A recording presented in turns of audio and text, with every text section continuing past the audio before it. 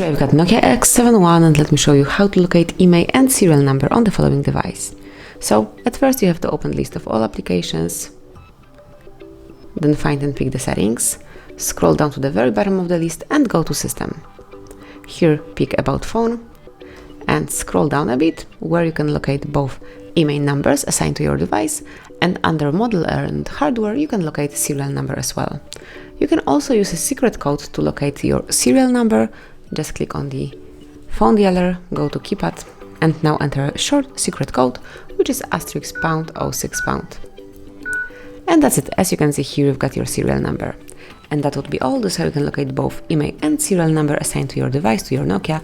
Thank you for watching. Please subscribe our channel and leave the thumbs up.